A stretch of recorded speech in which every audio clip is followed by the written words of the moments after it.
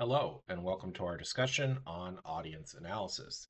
In today's video, we are going to be talking about the steps in an audience analysis, elements of an audience analysis, and the important role that listening plays when conducting one.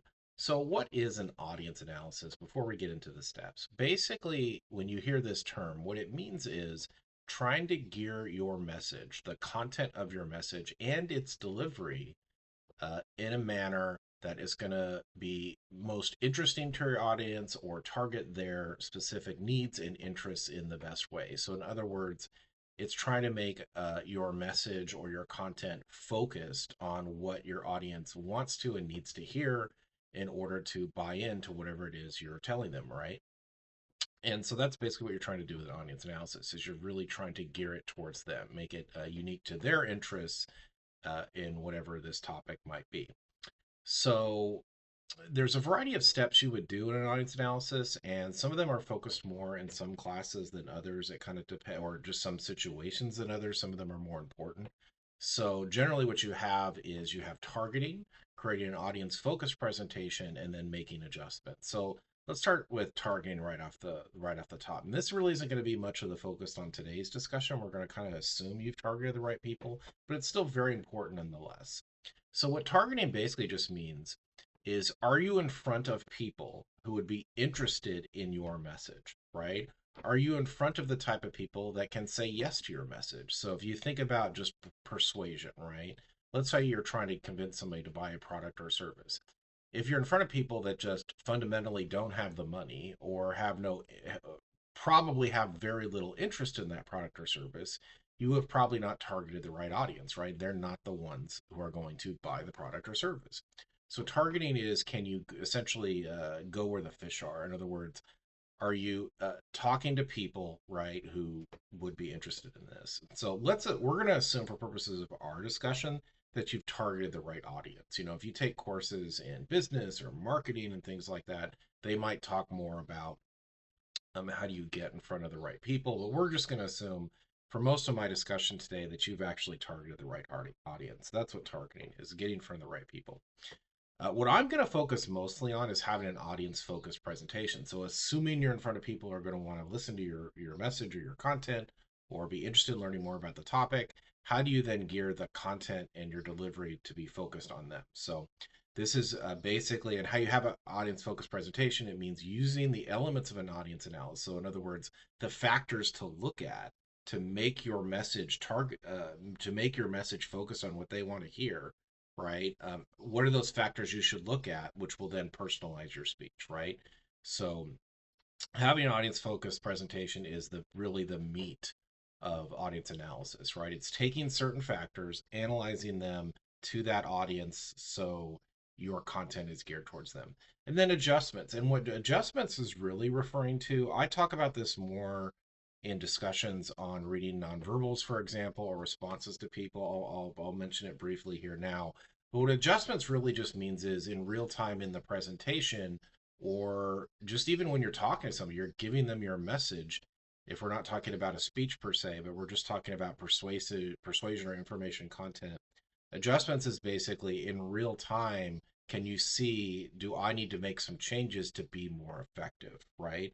So to give you kind of like the condensed version of this, again, I talk about this a little bit more in some other videos, but to give you the condensed version of this in terms of adjustments is sort of like saying, um, let's say you go into a situation and you know you're trying to persuade people to do A, right? Or believe A or care about A. And you know that odds are the people that do care or believe A, care about or believe A, that there's like three main ways to persuade them, right? There's three main reasons that they care about this or will do this.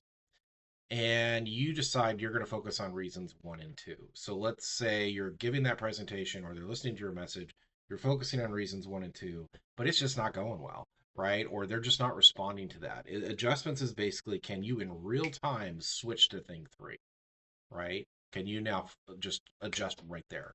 And they're really like slick people, the closers. So in other words, like let's say you have an industry where if I'm in front of the right audience, about 70% of the time, the people that hear this message are likely to say yes. It's a good value for them, right?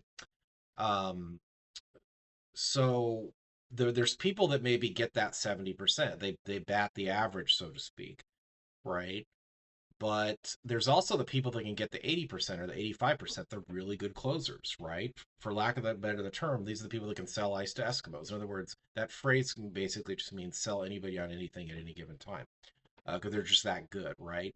Those people typically can make those adjustments. They can just switch to thing three because they see that thing one and two just aren't working well, right? That's not persuading you, so I can adjust. So that's what adjustments are. It's reading the feedback, whether it's nonverbals or reading their responses to you, and then adjusting in real time. So that's another way that you can create an audience focused presentation is just being able to switch right there and focus on something else that they care about. So again, I'll talk a little bit more about that as we get to listening, but that's sort of the third part of this. So again, let's assume for purposes of most of my discussion in this video that you've targeted the right people. So you're in front of people who would actually care about this topic or be interested in this topic or adopting the belief or the behavior that you're trying to persuade them to adopt, right? So let's assume that.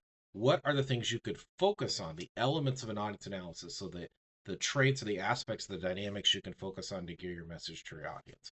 So some of these get talked about more than others. Some of them are a little bit more naturally intuitive, like pretty obvious versus others. And so let's go through them. So first of all, you have demographics. So these are things like age, income, education level, right? Other like basic background analytics information. Sorry. Other background analytics about your audience that can tell you something. So to give you an example of like demographics mattering, okay, is, excuse me, let's take price point. So here's what we know about demographics and price point is so the younger somebody typically is, they are more likely to spend money on non necessities. So in other words, entertainment, things that you just kind of want. You don't have to have, right? It's not necessarily a need, it's a want. You're more likely to basically just spend your money on things like that when the younger you are. And there's different beliefs as to why that's the case. And as people get older, right, but that's kind of neither here or there. We just kind of know that about audiences, right? As far as why they do it doesn't necessarily matter. We just know that's what people do. And the older you get, you tend to not necessarily be as willing to spend money sort of frivolously or spend money on things that you don't necessarily have to have. You tend to like basically prioritize, right, the needs versus the wants. And so we see that in terms of a demographic characteristic based on age. Now, one of the problems, though, is that so while younger people are more likely to spend money on fun things, so to speak, the problem is they tend to have less money, right? So on one hand, they're willing to spend it, but they have less money. And you have older people that tend to now be less willing to spend it. They tend to prioritize their spending more on things that they feel like are necessities. But the problem with that is so they tend to get more conservative, so to speak, but at the same time, they also have more money, right? You're more into your career, your finances tend to improve. You're making more money at 40, for example, than what you are or were when you were 20, right? Or are when you were 20. And so we have this weird sort of relationship where it's like young people will spend money, they just don't, they're willing to spend it, they just don't have it, right?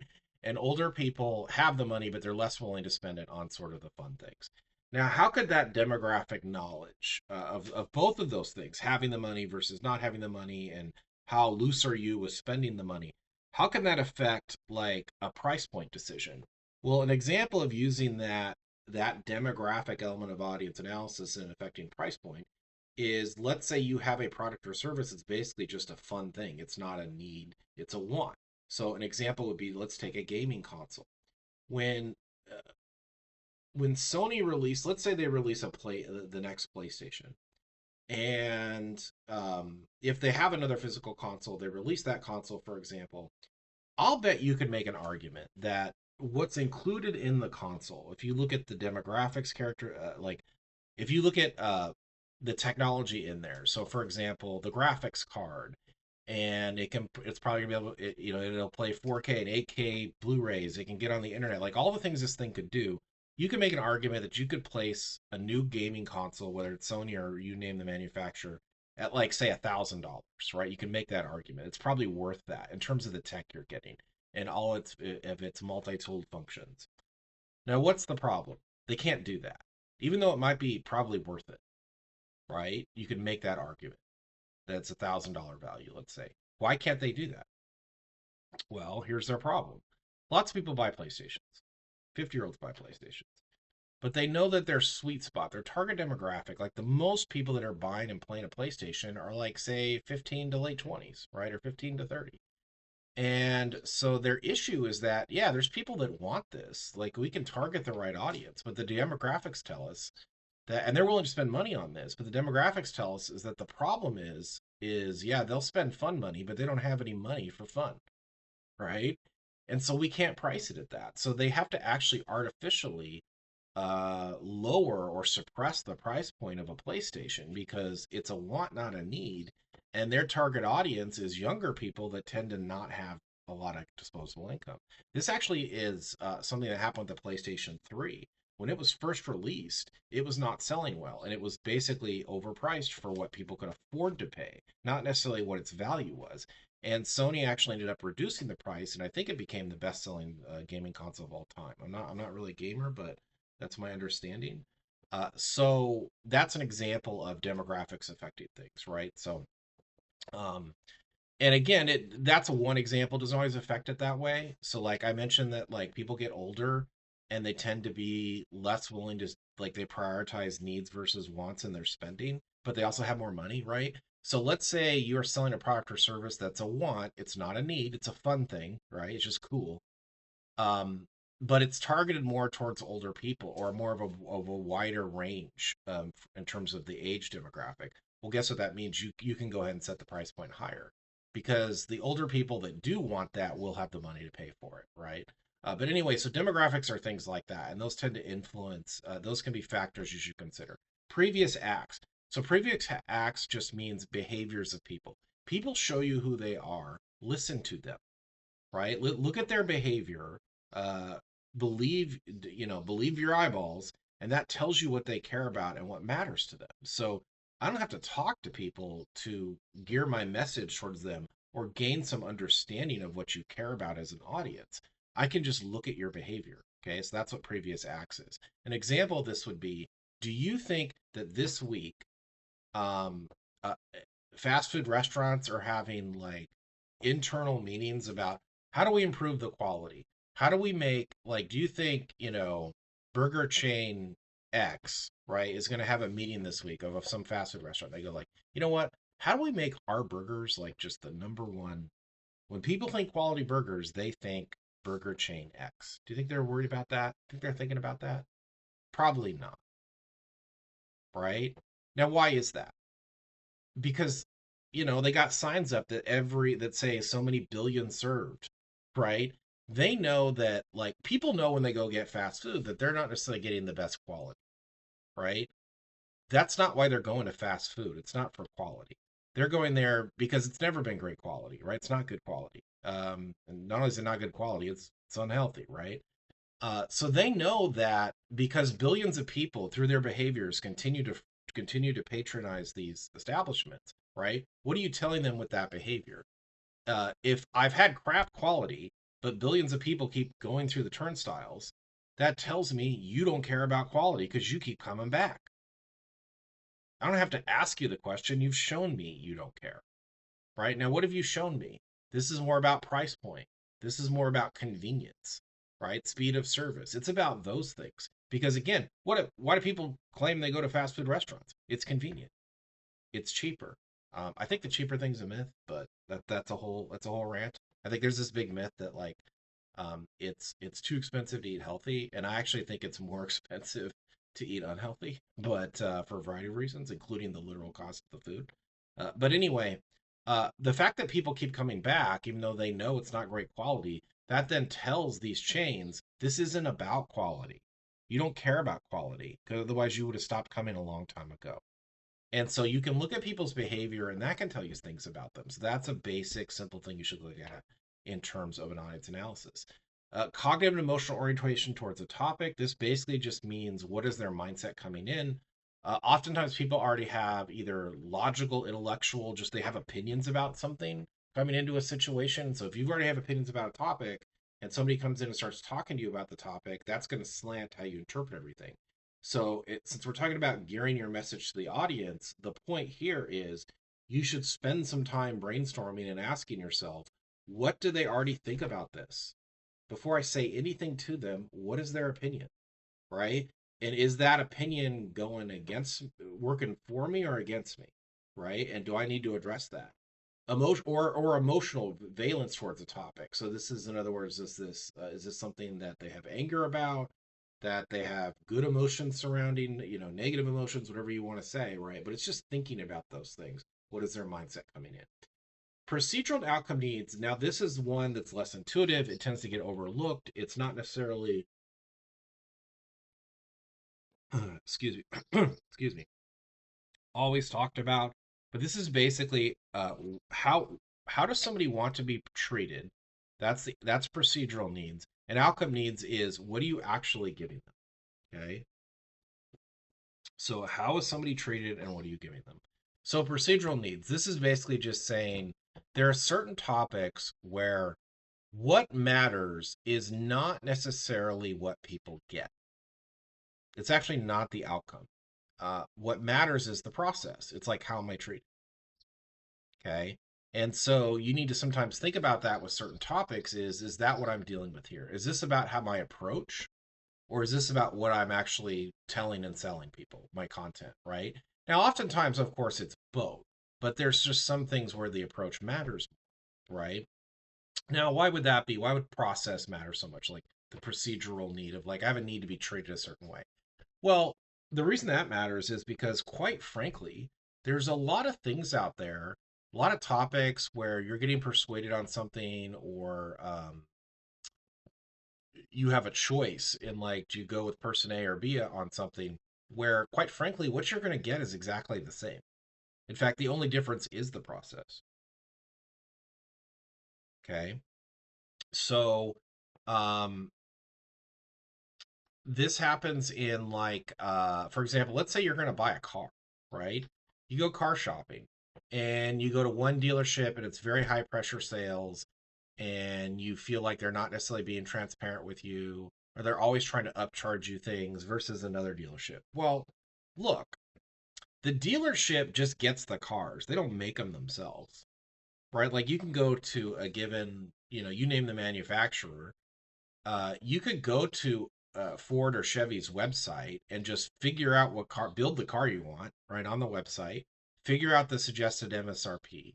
Just go to the dealership and be like, this is the car I want. That's the outcome, right? You're going to get the same car either way for the most, right? Unless you're at, and if you're adding add-ons, you would have added the add-ons, the packages either way, right? So you're actually getting the same outcome.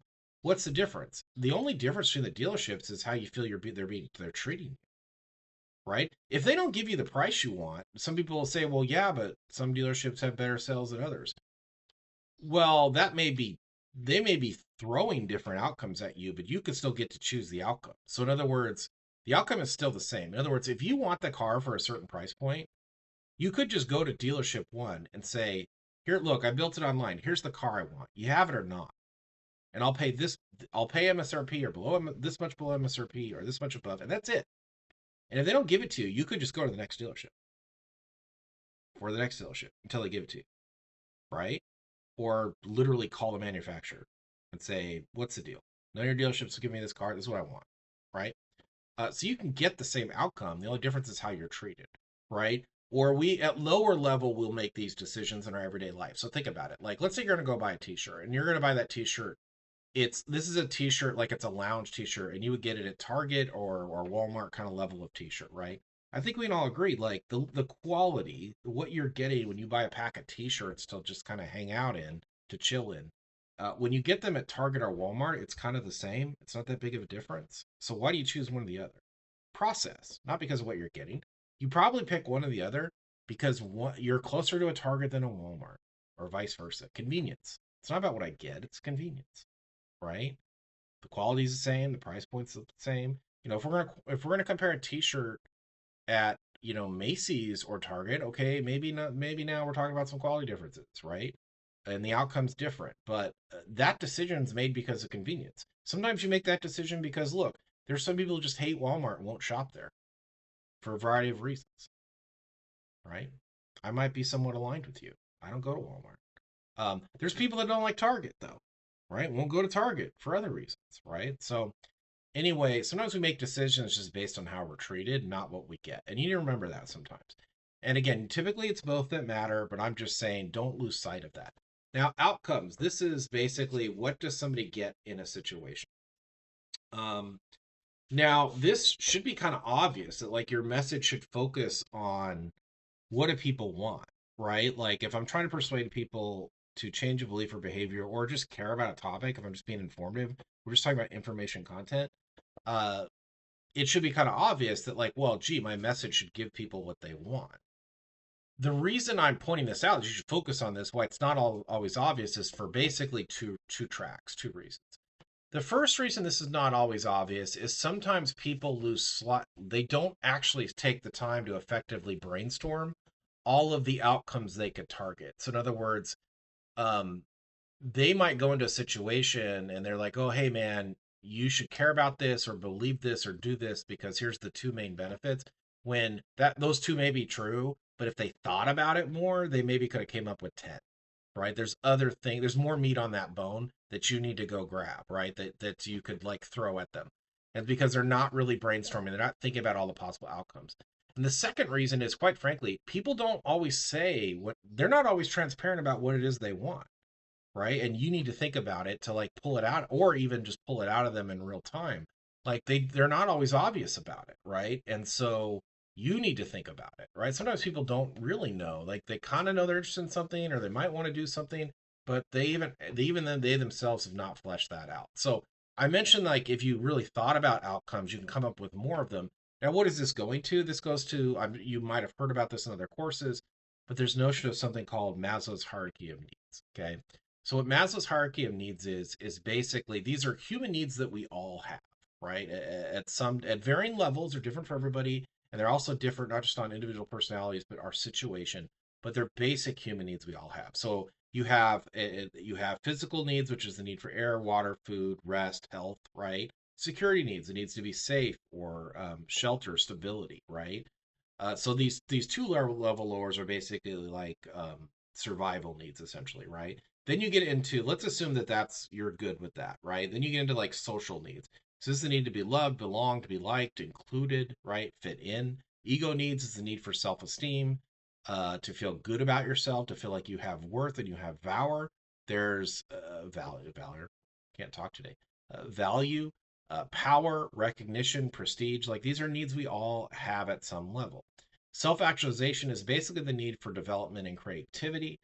And I kind of also think of this as like sort of like becoming the best version of yourself, sort of reaching what you perceive as your full potential. So we all have these basic needs. And again, it varies by situation. I mean, if you're in a war torn country right now, security and physical needs are probably more or countries like or even within the same country, right? If you're struggling in financially, maybe security and physical needs like shelter and safety are a bigger deal, right?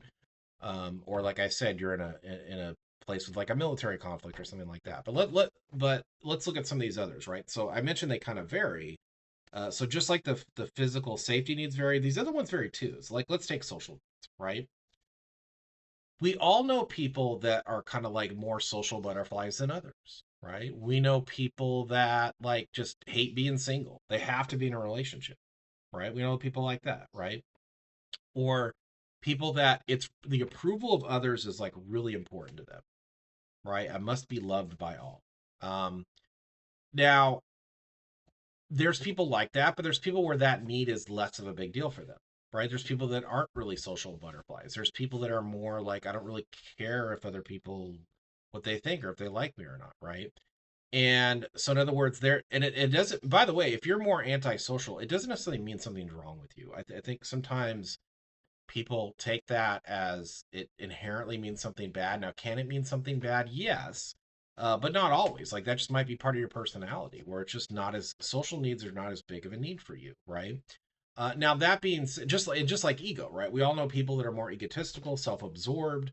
They're sort of or they have a bigger need for like feeling significant or powerful, right? Versus other people that don't really have a big ego, right? Ego. So these all vary by person. And by the way, going back to the social needs, where I said there's some people that are like social butterflies, and there's some people that are more that's just not a big need for them. But the point is, regardless, even though these vary in scale, like for some people they're more important than others, they're there for everybody. So if you're human, right, you care about all of these things. So like again, going back to the social thing, there are people that are less social than others, right? They don't mind being single. They don't necessarily have to like seek everybody's approval. They're not even just necessarily fundamentally big old social butterflies, right? But that being said, they still have a social need, right? Like nobody there's people that are cool with sort of like they don't have this huge social need, but nobody wants to be the troll under the bridge, right? Nobody wants to be totally isolated. Everybody still has a social need, right? Even though some people have a bigger ego than others, everybody still has an ego. Everybody still wants to feel important and needs to feel important. Everybody still has self-esteem, right, and power, and need for prestige and power and recognition, right, and all that sort of stuff. And so the reason this matters is basically, remember I said like if you focus on outcome needs, focusing on what could be the benefit of caring about the topic if we're being informative, or adopting this belief or behavior from my audience. And I said if you brainstorm it and come up with more solutions to offer them, um, what you do is you basically just take Maslow's hierarchy of needs and figure out whatever my content is, whatever my topic is, and my target audience, are there needs in there. If I take Maslow's hierarchy of needs, that I can like come up with to suit my topic, right? To tie to my topic with them. So, to give you an example, this would be um, like when you see an ADT commercial, right? When they're talking about home security and they're like, don't let a threat become a tragic event, right? And they talk about how like we'll be monitoring your home 24/7, right? What are they doing? They're taking that product or service and they said, all right, we sell home security systems. Give you cameras, I'll give you alarms, we contact authorities, we send them right away. Okay, what is the need that satisfies for basically everybody? It's physical security safety needs. Everybody has that need, right? And that's what they've done. They just tied it to it. Now that's an example that's more obvious, right? It's obvious that's what you can tie it to, right? And some of them you have to be more creative. So an example of being more creative where they come up with these things is, and I'll show this in in-person classes sometimes, like you'll see these car commercials, right? Like for example, Lincoln, they've had these ads for the last couple of years where they would show Matthew McConaughey, and he's like they'll have one ad where he's in his like house, right? This he walks into his walk-in closet, which is bigger than some people's apartments, and he picks between one of 10 identical suits, and you see him getting ready to go out in front of the mirror. He's putting on the fancy clothes and the super expensive watch, and he walks out of his badass house right into the yard where he gets into his Lincoln and he drives off. And it just says something abstract that sounds profound. They're like the feeling moves you, right? There's another one where he's driving around late at night and he's pondering. He's thinking about life and all of these sort of like various musings, deep philosophical thoughts on life as he's driving the Lincoln, right? Well, what are they doing here? You got a car, expensive car, trying to sell you the car, right? Now they could tie the car to security safety needs. They could talk about how it's got a 5-star crash rating, or it's rated the most safe sedan. Or they could say it's the most fuel efficient vehicle, or what SUV or whatever it is, right, that they're selling. That's tying it to like security, physical safety needs, right? Like security, like as far as fuel efficient is like the money thing, right? If you're saving money, that gives you more security. But that's not what they focus on in those commercials. What are they doing? So think about it. They could do that, right, to sell cars, and that sells some cars. But what you know what'll sell more cars if you can tie it to more things. So in other words, Lincoln will tell you it's fuel, whether or not their vehicle is fuel efficient if they can, and they're going to tell you if we have a great crash rating if we can. But those commercials are designed to tell you even more. So they've looked at outcome needs and they've brainstormed more ways to give that audience a reason to say yes. So what have they done with the Lincoln commercials? The first one where he's getting dressed in the super expensive house. Like, think about literally what they're showing you and telling you, right? What are they basically doing? They're saying, hey, we're going to show you somebody who's clearly very financially wealthy because look at this house, right? Then we're going to show you Matthew McConaughey, who most people know. He's literally, right, a multimillionaire. He's literally a super elite in his field. He's won an Oscar, right? Very well known actor. So what are they telling you? They basically just come in the room and they're saying, "Do you want to have a lot of money? Do you want to be a really successful person?" By the way, he's also considered attractive. I think most ladies think he's easy on the eyes, right? Good hair. That's what he's got going. He's got the good hair. Imagine if he had an accent. My God, then women really couldn't resist it, right? Okay, so they're also showing you this so they're basically showing you this rich person, attractive, successful in his career, and he gets in a Lincoln. It's not rocket science. They basically came in the room and they say, you want to be financially wealthy, you want to be super successful and attractive and be the it guy or girl, you should do what they do. You know what they do? They drive a Lincoln, right? That's tying to people's need for like ego, right? For prestige, right? For like think of all the things that people do. People have egos about money? Yes. People have egos about their career success? Check, right? Do people have vanity? Do they have egos about being considered attractive? Yes, right? And so they're basically looking at outcomes that everybody wants to have, and they're saying my product will satisfy those outcomes for you. Okay. The ones where he's driving around with like deep, profane thoughts, they use that one a lot. What's something else that people have egos about? So I said money, career success, or they have like a need for recognition or prestige in that. Intelligence, right? So they're basically saying, hey, man, you want to be this deep person that has all these like super crazy, super intelligent musings about life and perspective? You should do what they do. You know what they do? They drive a Lincoln because here's Matthew McConaughey with saying amazing things, right? So, and you see this all the time. Like it's not. I've seen it with even like simple products. There's actually this old like Axe commercial that again I'll show people in class, and I mean they're selling deodorant. It's an Axe commercial, and I forget who they hired. It's the actor from that series 24, if you remember that series. I forget his Keith Sutherland. Um, yeah, I think that's who it is. And he's actually reading this poem. And it's really good. And it's actually very insightful. Like what he is saying, it's like, and at the end, it's an Axe commercial, and I kind of felt like, man, I wish this wasn't a deodorant commercial because that was really deep what he said. So, but anyway, it's the same concept. It's like you want to be like super intelligent and thoughtful. They were those people were acts, right?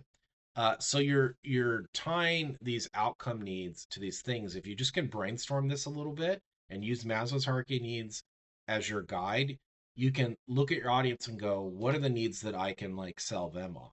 And now look, you also then might tie this to other things. Like, for example, when you try to decide which of Maslow's hierarchy needs can I then brainstorm that would work on my audience, like, in other words, this audience would care about ego versus this audience cares more about the social need or the security need. You then sometimes have to combine that with looking at demographics, right? And that telling you something. So, for example, younger people, socialization and ego needs, and even like self actualization is more important, right? They're more concerned about that, right? And so sometimes you got to combine these, but this is just some things you can like brainstorm and think about to be more creative to gear your message towards your audience.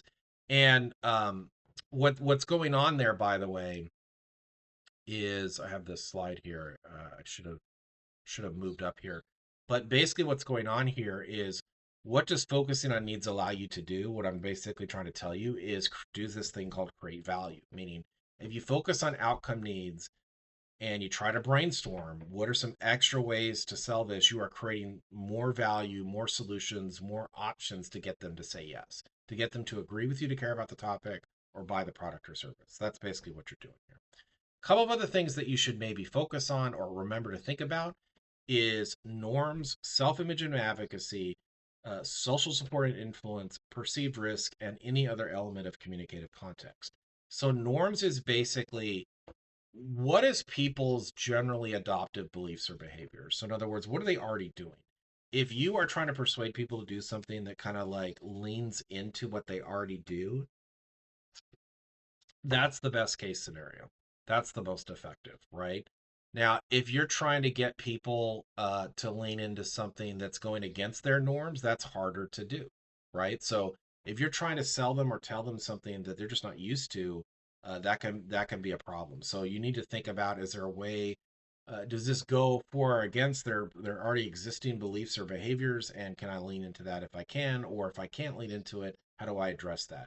Self-image and advocacy just basically deals with what is people's confidence level on this topic? Do they believe that they're capable of doing what you're asking them to do, or or if it's just information content, like do they see themselves as the kind of person who should care about this, or it's their problem to worry about, kind of thing. So you need to think about what's their perspective. Put yourself in their shoes a little bit. That's self-image. Advocacy is basically, are they willing to like fight for themselves, right? Like how much is this general audience willing, or the typical person you're going to be talking to, how much are they do they feel empowered essentially to take on the challenge or do what you want them to do? And so if you feel like they probably have a strong sense of self-advocacy, they then you probably don't have to worry about that too much. But maybe if they don't, you need to like help with that, right? You need to gear your message in a way that's going to make them feel empowered that they can do this, that they can truly take action here.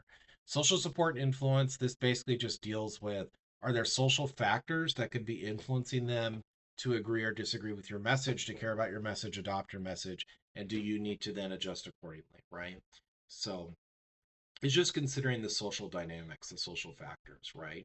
So an example of this would be you may have a message where you're trying to get people to care about something or persuade them on something, and you're right. This is really good for them. It's something they should care about.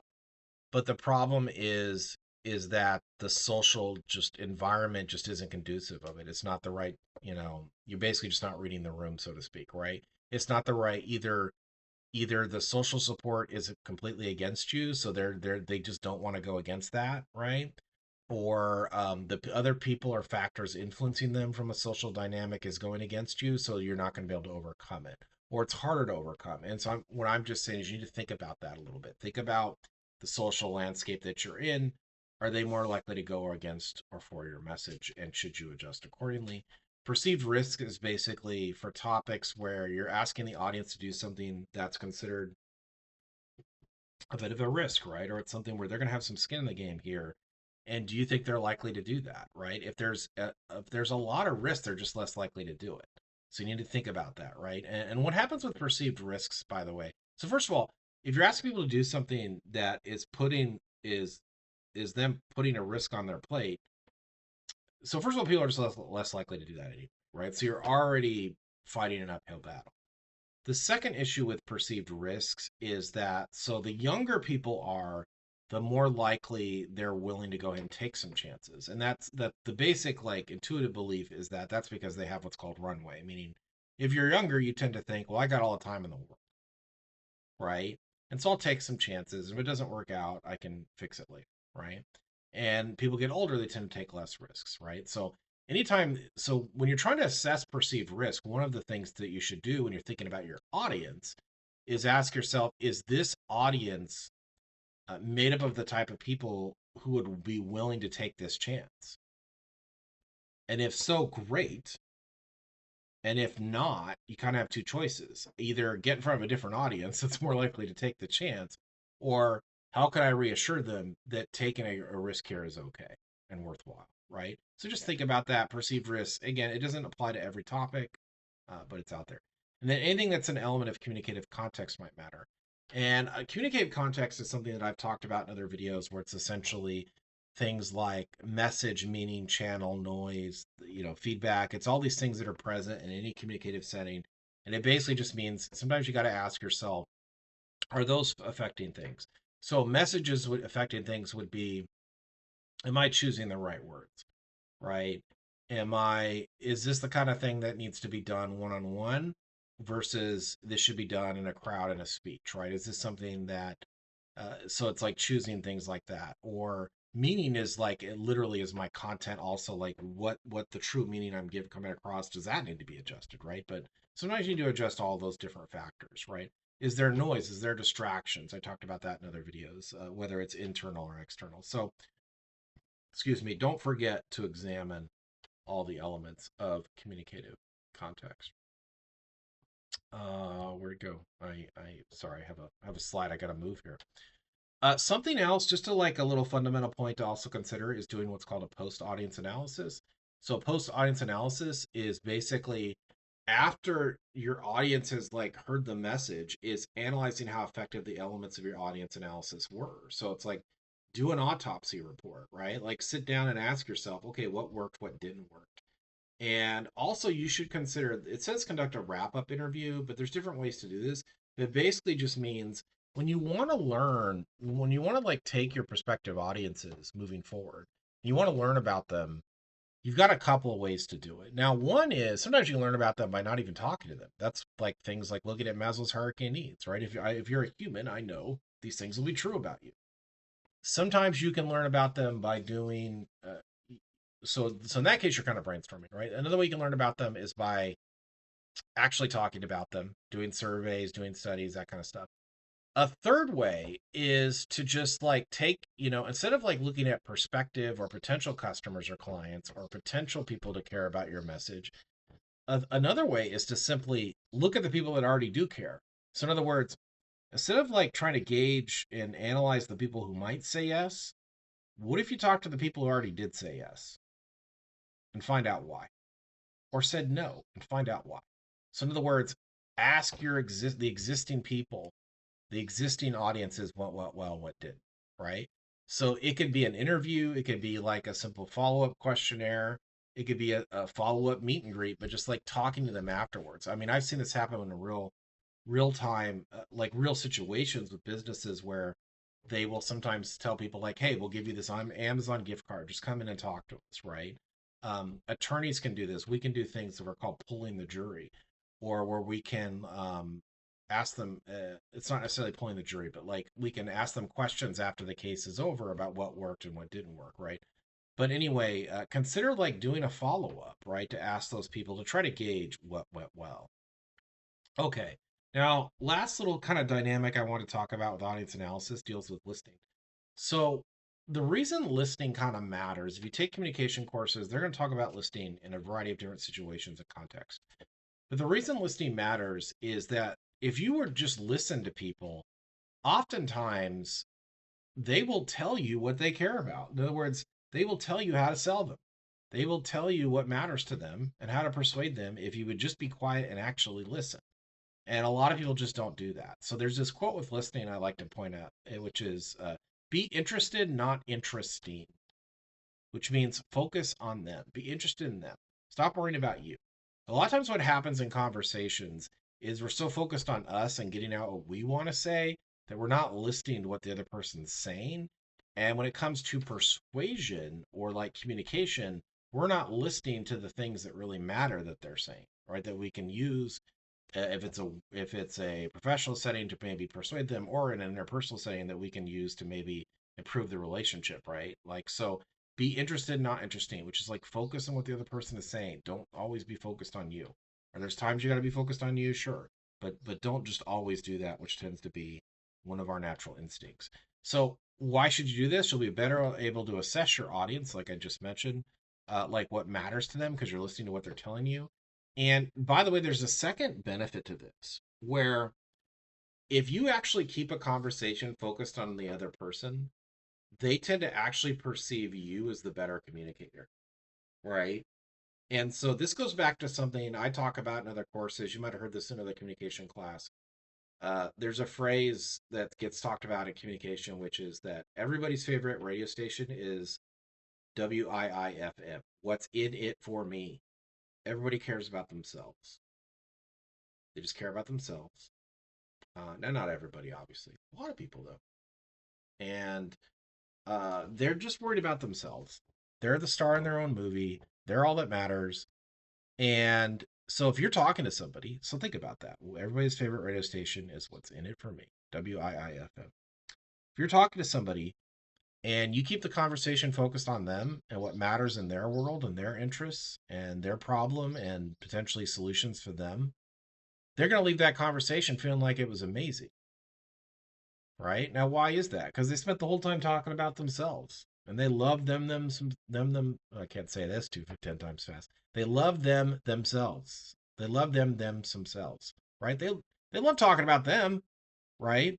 So the odd part is that if you actually use listening as a chance to just like sit back and focus on what the other person's telling you, is you'll actually be perceived better. Like they actually think you're the better communicator. So obviously we're focused more on audience analysis here, like trying to like listen so they tell you what matters to them. And uh because ultimately if we go back, so for example, go back to procedural and outcome needs. If you get into a conversation with people and you just let them talk and you ask them the right questions. So for example, if I say, so why were you frustrated? What is your main sources of frustration with that experience? That is an open invitation for you to tell me either procedural or outcome needs, right? To do the audience analysis for me. Tell me what matters to you. Why did you say yes? Why did you say no? Right? And so that's basically what you're doing here. Now, the way to do this is you have to actually be engaged in what's called active listening. So passive, there's two types of listening essentially. So passive listening is when you're not actively engaged. Some of you might be doing that right now. I don't know. Uh, Passive listening is when you're just kind of going through the motions. This is like you go get coffee in the morning. The barista is like, "How are you?" And you go, "Fine. How are you?" And you're just going through the motions that you guys always do, and they very generally don't respond to that, right? They don't actually say how they're doing. It's just more the customary hi kind of thing, right? So that's passive. You're not actively engaged in any kind of communication here. You're just kind of doing what's the standard part for the course communication. Active listening is when you're actively trying to like sit there and go, okay, what matters here, man? Are they telling me active? Are they telling me outcome needs? Are they telling me procedural needs? Are they telling me what they care about? Are they telling me what matters to them? That's active listening. And something else that I've mentioned before that you should remember is that all communication generally it either has or sometimes it's both, but a substance or a relational component. So the substantive component is what you're actually talking about. So if you're having a fight with somebody in an interpersonal setting, the substantive component is what are you fighting about? The relational component is what does this say about the relationship? So, in other words, if you're in a fight and the person is being disrespectful or, in a worst case scenario, abusive, the relational component is the fact that they're disrespectful to you, the fact that they're or abusive. What does that say about us? What does that say about their level of respect for me? Right? That's the relational component. Or let's say somebody is telling you something that's really personal and private about their life. The substantive component is whatever it is, the thing that they told you that's personal and private. The relational component is the fact that they would tell me this, that they would confide in me. It says something about our relationship, how close we are, or the level of our friendship. That's the relational component. And the reason I'm bringing this up is that when you're actively listening, sometimes what you have to remember is that the most important thing here is the relational component. It's not always the substance. This is like when a friend is confiding in you, or we will do this where you're just talking to somebody because you need somebody to talk to. You need a shoulder to cry on, you need to vent, or you just need somebody to be there. Ultimately, whatever the thing is you're talking about, that too shall pass, so to speak. That will come and go, that will get resolved, or it's not something you really can control anyway or fix today or tomorrow. But this is more about I just need somebody to be there for me, right? And you need to remember that sometimes. Like sometimes we get caught up on the substantive component when what really matters is the relational component. But anyway, you're not gonna be able to conduct an audience analysis. You're not gonna really like let people tell you what are the things that your message should be focused on unless you're going to actively listen. What are the barriers? Why do people not to do this? Well, why do people sometimes not do this? Now, again, obviously, people just don't do this sometimes because they're just lazy. They don't want to. We do, I think, have a natural tendency to do what's called stage hogging, which is needlessly turning the conversation to ourselves. If you ever paid attention to, like, just if you just did this as a little, like, just a little tactic here is next time you're in a conversation or around the conversation, two people are talking, just watch what happens. The first person talks about themselves. Or they might initially start out just to, like, hey, what'd you do this? What did you do this weekend? Where they talk about the other person. The other person says, well, I did A. Watch what happens. Then the person who asked that, what did you do this weekend, goes, well, that's great. I did B. Then the person goes, well, yeah, A. And then the person goes, B. So in other words, they keep changing the top conversation of themselves. Watch two people talk.